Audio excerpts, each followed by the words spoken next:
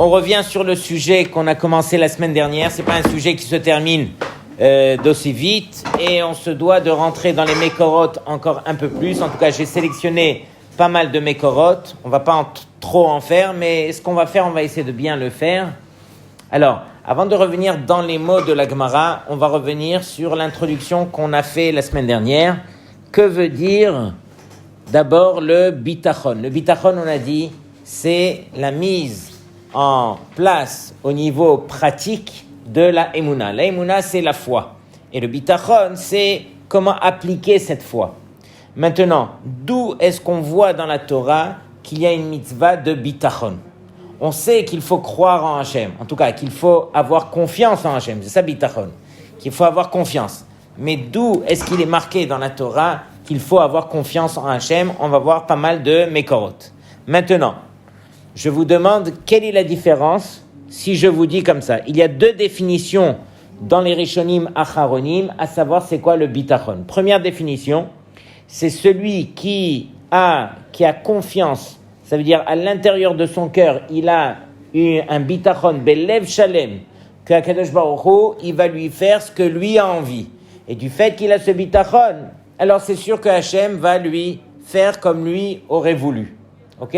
Une fois, je vous avais raconté l'histoire d'un Admour qui était à la gare de train et qui était en train de faire la queue pour acheter un billet de train. Et donc, les chassidim passaient par là par hasard et ils ont dit, Kvod Harav, qu'est-ce que vous faites là? Asseyez-vous, s'il vous plaît, on va vous acheter le billet de train, donnez-nous l'argent, on va vous acheter. Et lui, il dit, mais moi, j'ai pas d'argent. Alors, il dit quoi? Vous n'avez pas d'argent et vous faites la queue pour acheter le billet de train? Il dit oui, moi je sais que je dois voyager, j'ai besoin d'un billet de train, c'est la raison pour laquelle je fais hishtadlut en me tenant debout à la queue. Et donc, les chassidim, ils se sont impatientés, ils ont emmené le Rav s'asseoir, ils sont partis lui acheter, c'est eux qui ont payé le billet, donc lui, il a eu son billet. Donc lui, il était à ce degré, à ce niveau de bitachon. Pour nous, c'est rien qu'une histoire, à la limite, c'est une avéra. Pour nous, de nous trouver dans une queue comme ça en train d'acheter un billet et qu'on n'ait pas d'argent sur nous, ça veut rien dire. Mais pour lui, il était arrivé à ce degré que Belev Shalem, il croit fermement que Hachem va lui faire comme lui aurait voulu, comme sa volonté, et Hachem, il résout selon la volonté de l'homme. Ça, c'est première définition de bitachon. Deuxième, écoutez bien, bitachon, c'est celui qui croit qu'il n'y a rien de hasard sur terre. Et du fait que HaKadosh Baruch Hu, il a pu lui envoyer que ça soit le bien, que ça soit le contraire, tout ce qui lui arrive dans sa vie, tout ce qui lui arrive sur terre, c'est HaKadosh Baruch Hu qui lui a envoyé. Ça vient d'Hachem. Donc la deuxième définition, c'est uniquement celui qui a confiance que tout ce qui se passe devant lui, c'est HaKadosh Baruch Hu qui lui a envoyé. Donc, si on résume les deux shitot, première shita, encore une fois, c'est d'avoir confiance. Encore une fois, c'est belev shalem.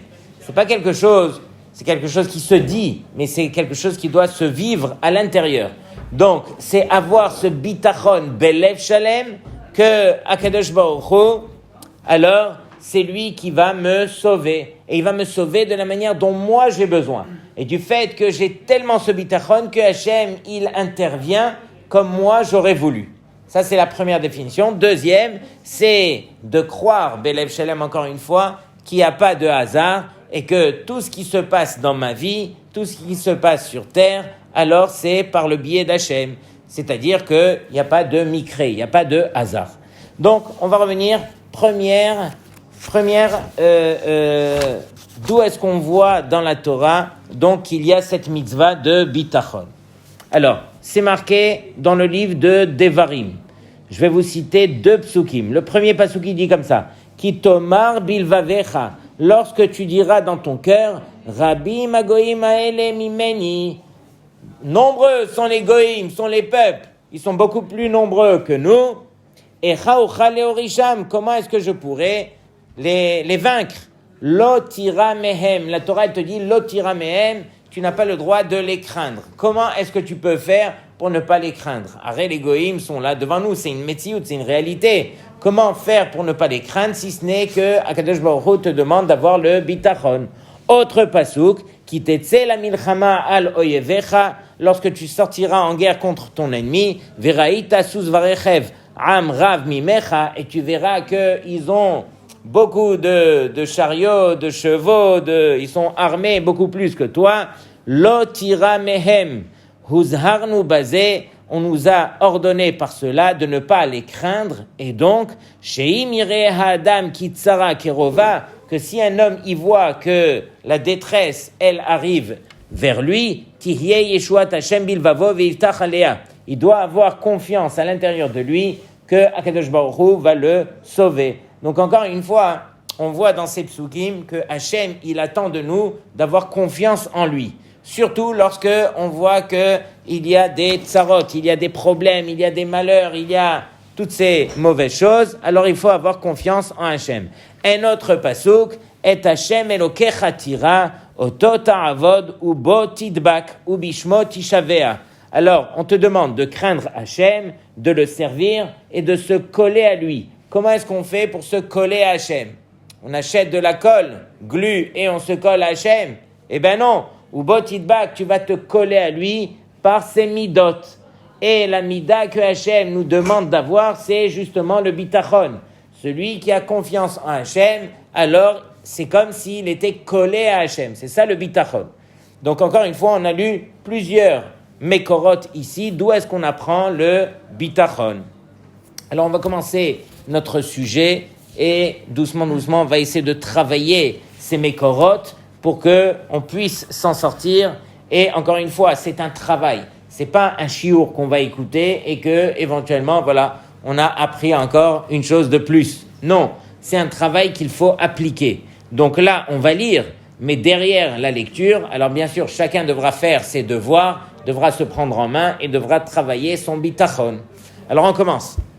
On a dit que dans notre sugia, après qu'on ait dit que les mésonotes, la parnassa de l'homme, elle lui est fixée mina shamaim, c'est marqué dans Masechet Betza que la parnassa est fixée pour chacun à Rosh Hashanah, et la parnassa, elle, c'est considéré comme un miracle, comme Kriyat Yamsouf.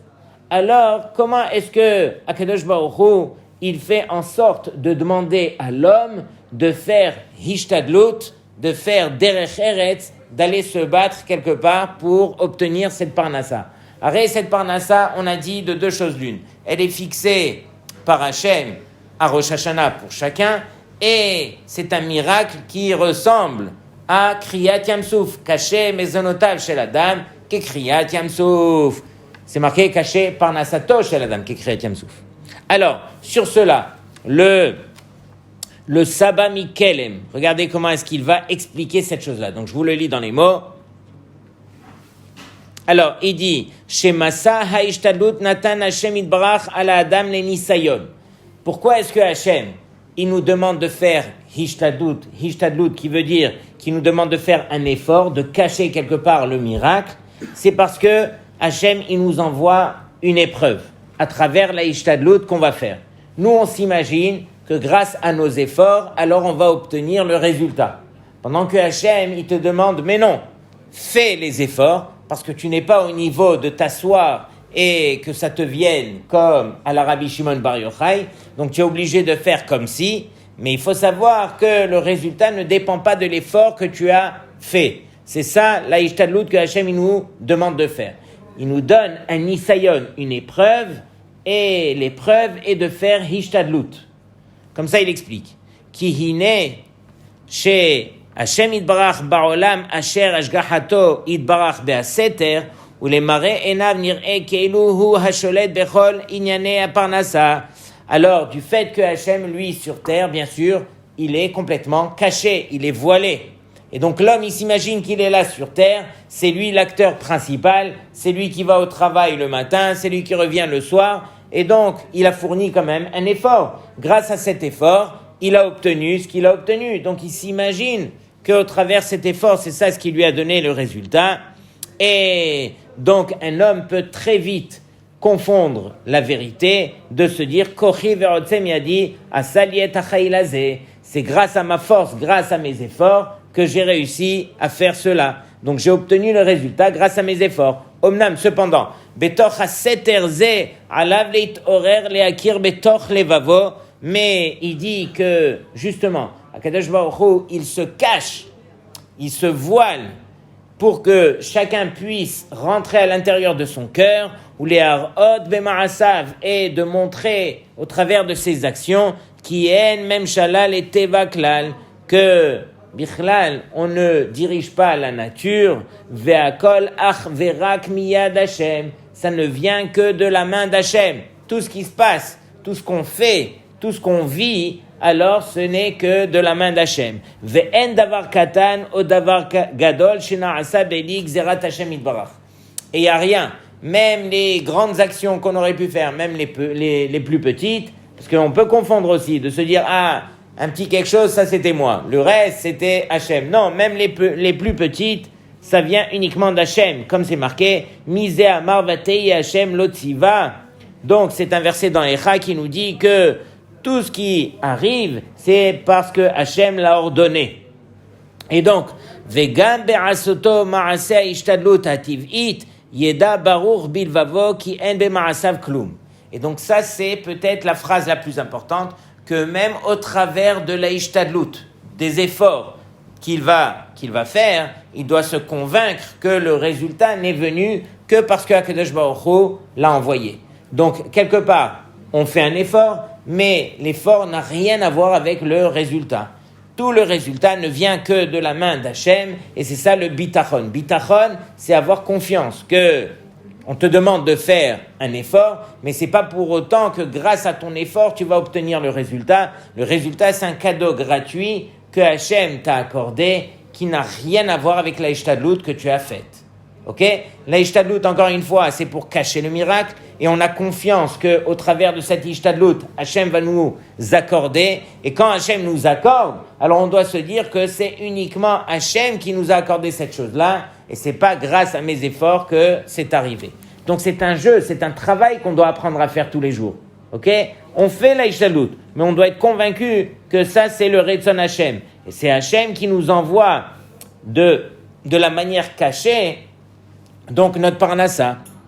Pirouche, chez Kadesh Hashem Itbarach, chez Beikiro Kevodo, Bemakom, chez Beseter. Et donc on apprend de là que Hachem, lui, tout ce qu'il attend, c'est qu'on apprenne à le servir de manière cachée, de manière vraiment, voilà. C'est une des raisons aussi pour lesquelles, alors on dit que il n'y a de bracha que dans les choses qui sont voilées, qui sont cachées. On ne dit pas aux gens les choses qu'on a fait, les bonnes actions. Lorsqu'on gagne, on va dire de l'argent, on ne dit pas qu'on a gagné. Ou lorsqu'on va compter de l'argent, on ne le fait pas aux yeux de tous. On le compte en cachette, ou il y en a qui font même de ne pas le compter bichlal pour ne pas enlever quelque part la bracha qu'il y a dans cela. Ok? Ensuite, c'est marqué Bezeat apecha tochal lechem, que à la sueur de ton front, alors tu devras manger ton pain. On voit que la Torah, quelque part, on dirait que c'est une obligation. À la sueur de ton front, une fois que Adam Arishon il a fauté, on lui dit tu devras manger ton pain à la sueur de ton front. Est-ce que c'est une obligation ou pas? Alors, ici les Rishonim ils disent que c'est une klala, c'est une malédiction à tout celui qui veut prendre sur lui justement cela. Mais celui qui ne veut pas prendre le fait d'aller travailler, alors il peut avoir confiance en Hachem et étudier, faire un minimum de ishtadlut pour recevoir la parnassa, mais il n'est pas obligé de travailler à la sueur de son front. Ça c'est uniquement pour celui qui prend la klala de Adam Rishon. Et on sait très bien que Hachem ne punit pas par vengeance, et la bederech limud letaken achet, mais c'est uniquement pour nous enseigner et pour réparer la faute. Vechet Adam Arishon haya shechafetz lada'at gam et hara. Et quelle était l'envie de Adam Arishon lorsqu'il a goûté du fruit interdit? C'est qu'il voulait goûter, il voulait savoir, il voulait connaître même le côté mauvais. À l'intérieur de Adam Arishon, alors il n'y avait pas de côté mauvais, il n'y avait que le bien. Le ra, le Yetzer Hara, il était à l'extérieur de lui. Lui, il a dit, je vais goûter du fruit interdit pour rentrer le mal à l'intérieur et pour pouvoir encore mieux servir Hachem. C'est quoi mieux? Avoir plus de mérite quand je sers Hachem. Je ferai la différence entre le bien et le mal pour pouvoir choisir le bien et servir Hachem. C'est un plus haut niveau. Et par cela, alors il s'est exclu du niveau du Gan Eden. Et donc Hachem, il a fait sortir du Gan Eden parce que dans le Gan Eden, il n'y avait que le bien, que le Tov. Tu as voulu goûter au mal, on te fait sortir de là-bas. Et donc quelque part, c'était sa punition. Et on va lui dire, à la sueur de ton front, tu mangeras ton pain.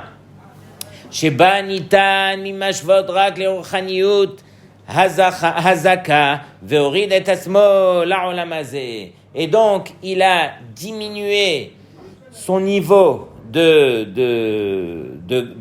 Rouhaniout, où est-ce qu'il était, et maintenant il va descendre dans ce monde-ci, Olam Agashmiut, ce monde de plaisir matériel. Ve'alken ra'ata chokhmato itbarach, she'etakenuhu asher bihyoto betoch haseter hazeh. Et donc Hachem, qu'est-ce qu'il a décidé? Il a décidé justement de lui donner son tikkun, de se cacher quelque part, et betor haishtadlut beyegia kapav alpi derech hateva, et justement par le biais de faire des efforts par la nature des choses, alors là il pourra distinguer justement que ça vient d'Hachem. C'était ça quelque part le tikkun de Adam Arishon. Toi Adam Arishon, tu as voulu rentrer quelque part le mal à l'intérieur de toi et donc tu as descendu de niveau. Et donc, quelle était la perte de niveau? C'est qu'à partir de là, tu devras faire Hishtadlut. Hachem va cacher sa face à travers la Hishtadlut. Et à toi d'avoir ce bitachon, que le résultat, alors, ça sera uniquement parce que Akadosh Baruch Hu te l'a accordé. Ok? Donc, ça, c'était la Shita du Saba Mikelem. Ensuite, j'aimerais vous montrer quelque chose de magnifique avant qu'on revienne dans notre Gemara. Alors, le Midrash, il nous cite 4 niveaux dans les Melachim, dans les rois, et chaque roi a revendiqué quelque chose que l'autre n'a pas revendiqué. Je vous demande de bien écouter. Alors, c'est marqué, Arba'a Melachim Ayu, il y en avait 4 rois, et il y avait plus que 4 rois en tout dans l'histoire. Mais ici, on va parler de 4 rois, Mashetava ze lotava ze, qui veut dire la chose que le premier il a revendiqué, l'autre n'a pas revendiqué, et ainsi de suite. Donc chacun de ces rois avait un niveau de bitachon qui était autre que le suivant. Et donc on va voir par rapport à ce que chacun a demandé, quel était son réel niveau de bitachon. On y va.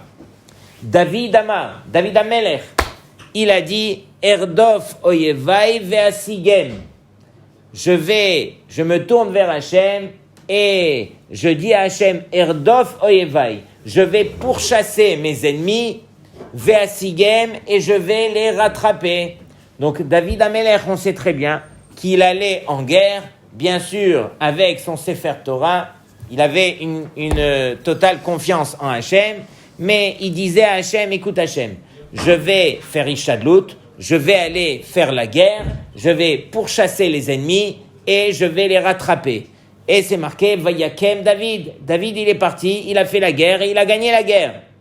Ça, c'était le niveau de David, d'aller faire la guerre, mais de comprendre que c'est Hachem qui va nous sauver.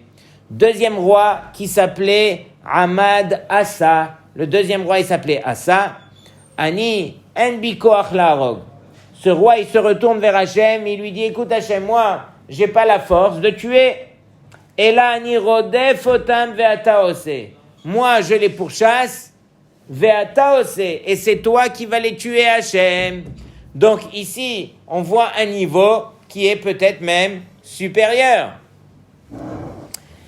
Et donc, quel est le niveau de Asa? Asa, il lui dit, moi, je n'ai pas la force de me battre, alors je vais les pourchasser.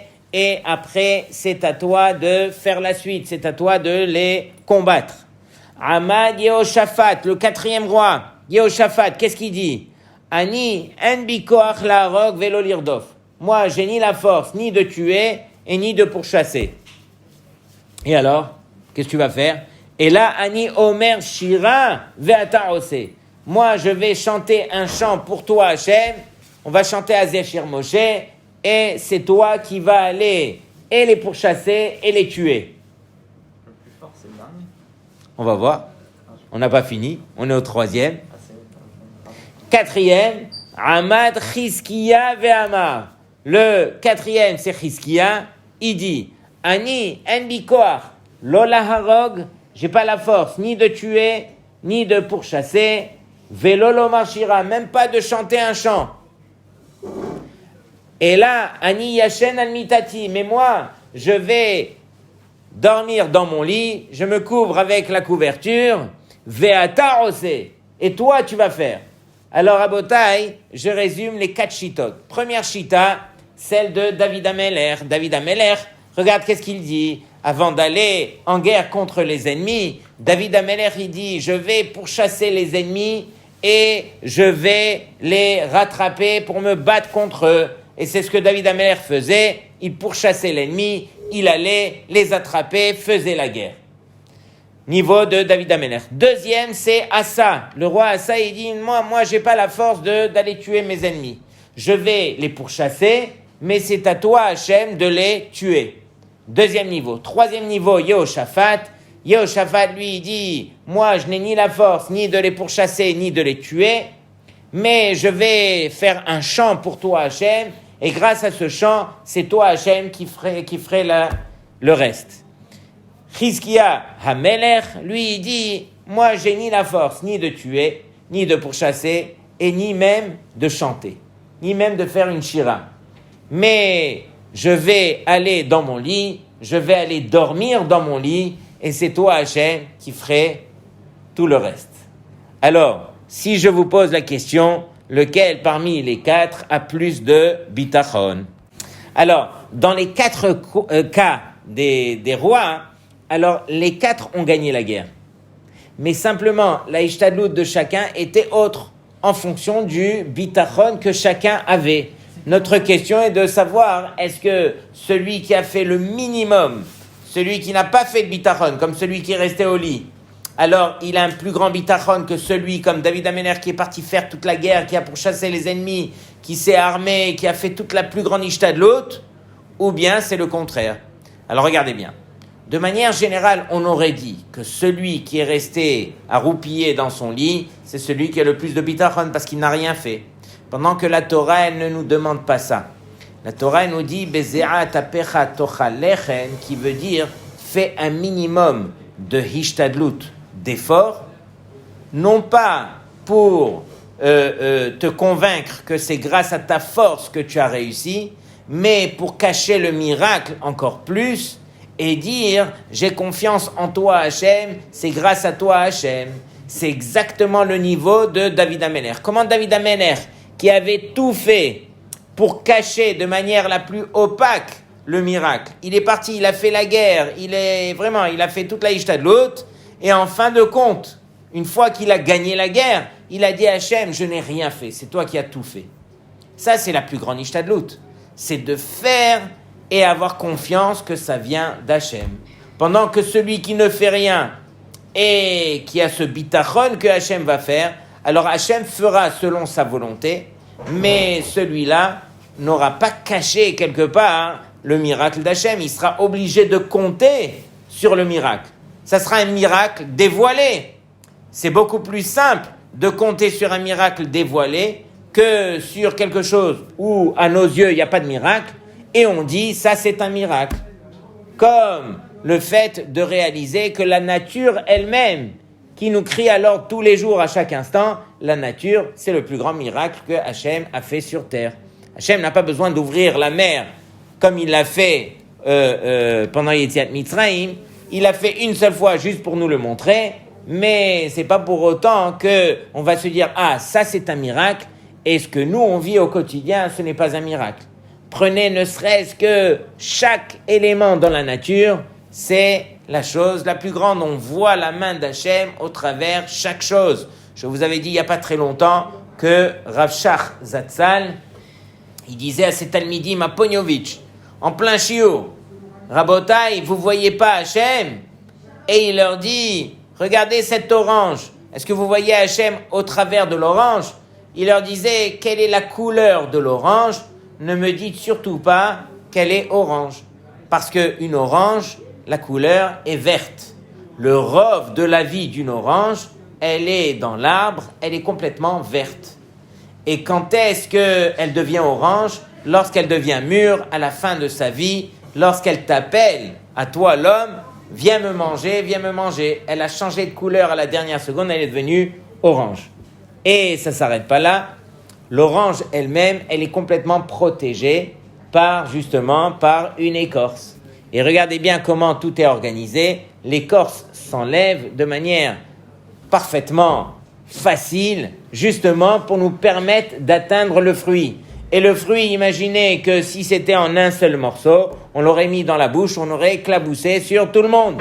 Hachem, lui, qu'est-ce qu'il a dit? Mais non, je vais faire des petites bouteilles comme ça de Tropicana qui sont bien organisées les unes à côté des autres, avec une pellicule de peau qui est très très fine, et vraiment chaque chose organisée comme Akadosh Baruch Hu l'a dessinée.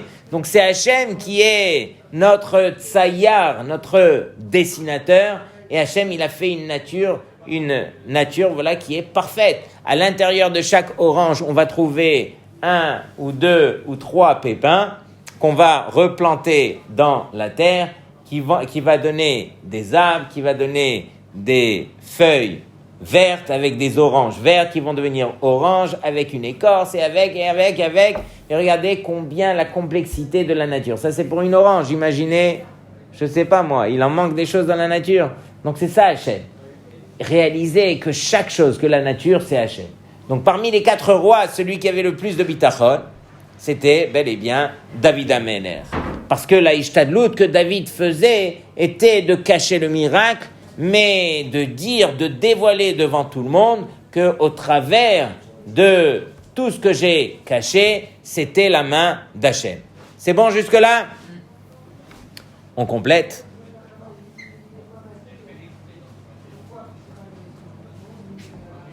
On va parler de nous. Oui, on va arriver à parler de nous. Alors, on revient sur notre sugiya au nom de Rabbi Ishmael qui nous dit Ve'asafta deganecha, tu vas amasser ton grain, hanheg bahem minhag derech eretz. Comme ça, la Gemara nous dit que Rabbi Ishmael il nous enseigne que chacun doit apprendre à se comporter selon le derech eretz, selon la manière normale que le monde a l'habitude de faire. C'est-à-dire, on travaille et on étudie. Pas juste on étudie à la Rabbi Shimon Bar Yochai, mais on travaille. Mais c'est pas parce qu'on travaille qu'on est dispensé d'avoir ce bitachon, que le résultat, il vient directement de la main d'Hachem. Et nous, on ne fait que hishtadlut. Alors, la Gemara nous dit, Harbe, Amrou Chazal, Harbe Asu Kerashbi, Velo Alta Beyadan, il y en a beaucoup qui ont fait comme Rabbi Shimon Bar Yochai, qui sont partis et qui n'ont pas travaillé, qui n'ont fait que étudier, qui ont dit c'est Hachem qui va pourvoir, Velo Alta Beyadan, et qui n'ont pas réussi. Ils n'avaient pas ce niveau. Pendant qu'ils le faisaient, ils n'avaient pas réellement ce niveau. Donc ils se mentaient à l'intérieur d'eux, bien qu'ils agissaient au niveau des actions. On peut agir comme Rabbi Shimon Bar Yochai. Mais Hachem, lui, c'est lui qui détecte le cœur. Et donc on n'a pas le droit de mentir à Hachem. Et donc mentir à Hachem ne veut rien dire. Donc il y en a qui sont restés et ils ont vu que rien n'est arrivé. Du fait que rien n'est arrivé, donc ils ont réalisé qu'ils n'avaient pas cette bracha comme celle de Rabbi Shimon Bar Yochai. Ensuite,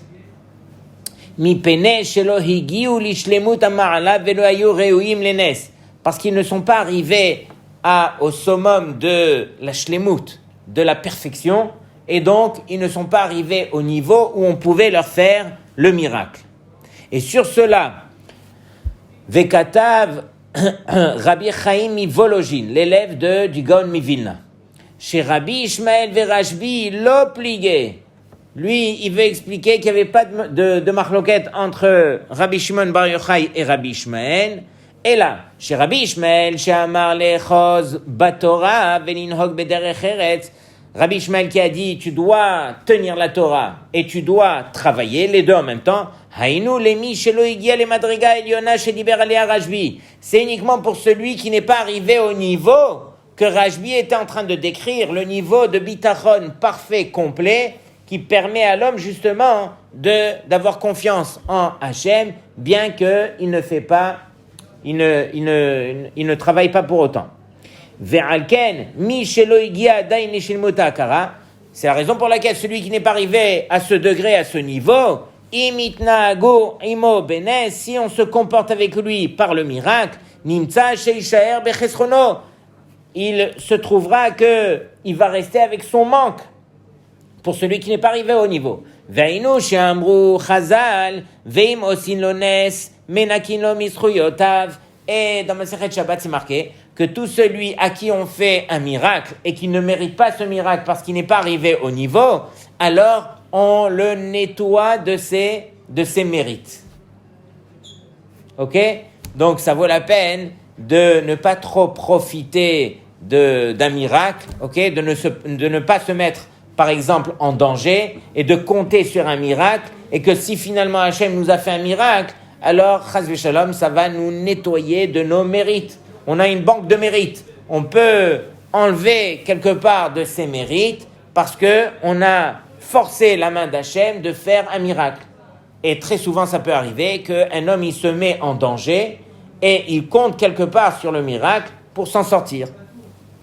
Ok? Veyadua chez Srout Pirusha, Srout Alev. Et on sait que lorsqu'on parle de mérite, c'est au niveau du cœur. Sheishaer chisaron bisrout ha'akara shebilvavo.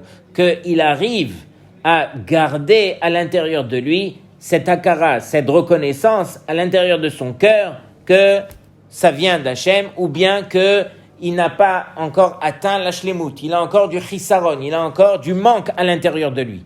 Ve'im adam kaze lo ya'asok bederech eret. Et si cet homme-là, qui n'est pas encore arrivé à la shlemut, comme tous les gens qu'il y a sur terre, ok? Alors, si lui ne va pas travailler, alors veidme l'ismoch alanes, et il s'imagine, il se ment à lui-même, il s'imagine qu'il peut compter sur le miracle, lo yatzliach, il ne va pas réussir. Ok? C'est ça le vrai bitachon.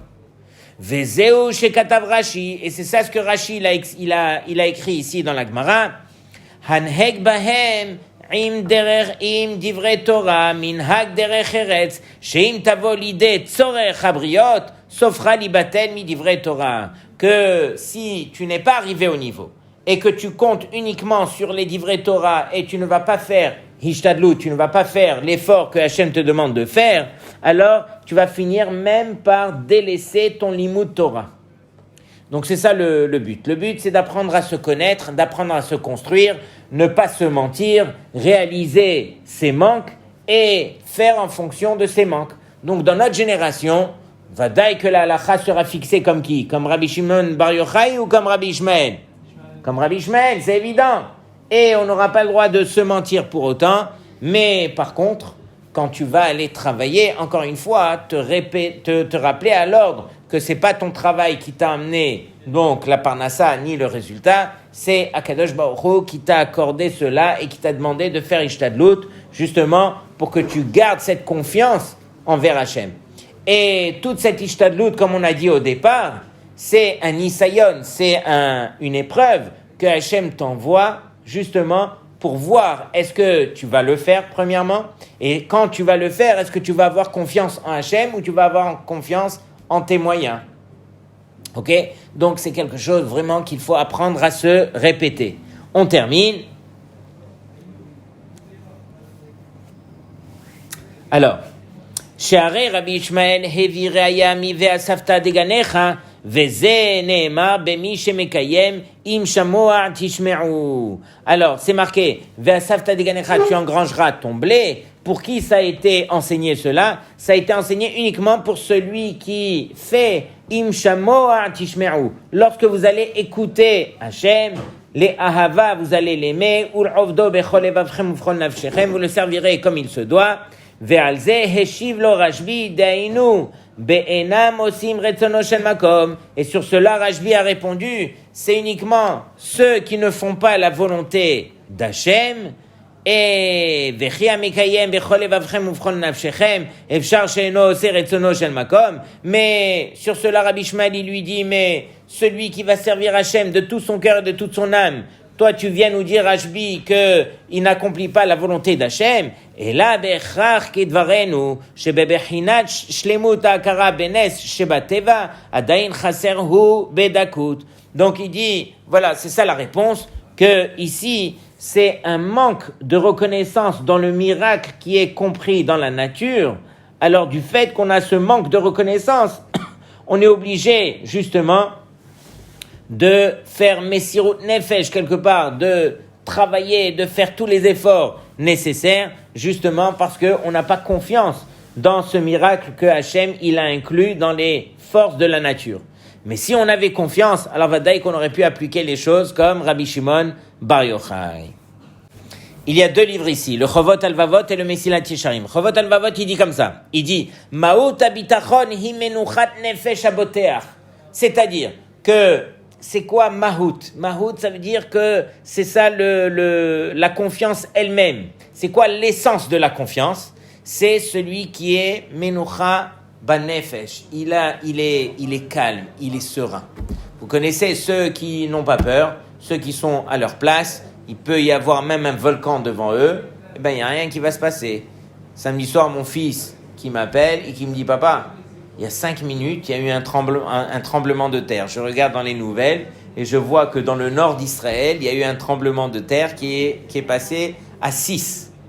Et lui, à ce moment-là, il se trouvait à l'extérieur de la yeshiva et il voit le bâtiment de la yeshiva devant lui en train de trembler. Il a la main sur la rampe parce qu'il voulait monter pour rentrer à la yeshiva. Il voit le bâtiment en train de trembler. Il regarde autour de lui, il voit la terre en train de trembler. Et là, il se demande, mais qu'est-ce qui se passe et tout.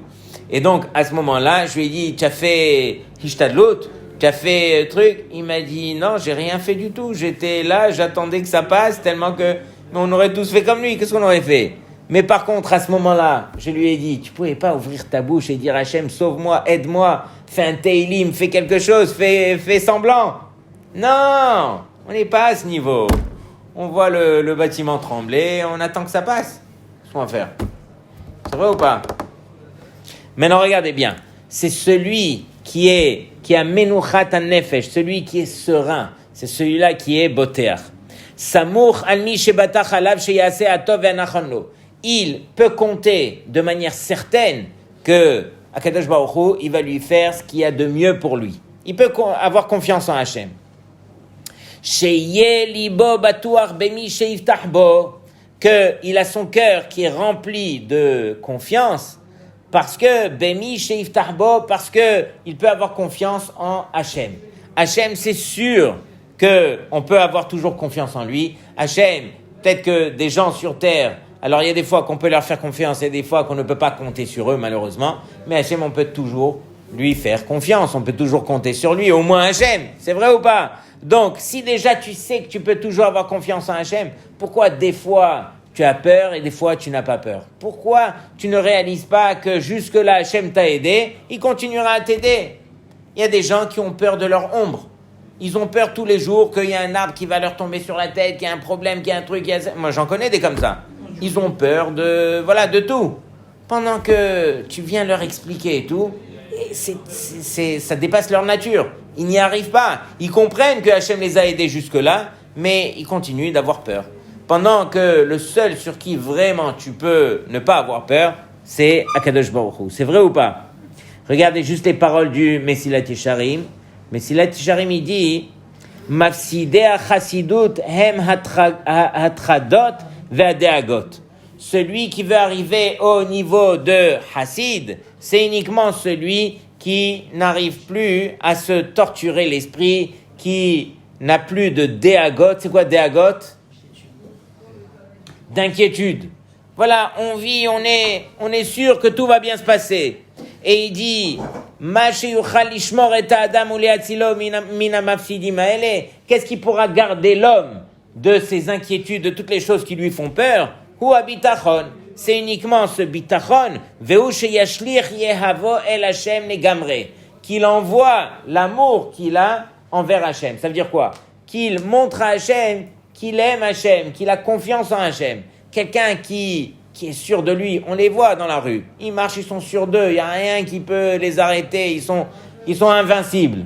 Pourquoi? Parce qu'ils ont ce bitachon envers Hashem, et donc c'est ce que la Torah nous demande. Essaye d'apprendre à jeter ta ahava envers Hashem pour montrer à Hashem combien tu as confiance en lui. Ok? Donc on continuera le travail la semaine prochaine, Bénédère, Bezrat Hashem.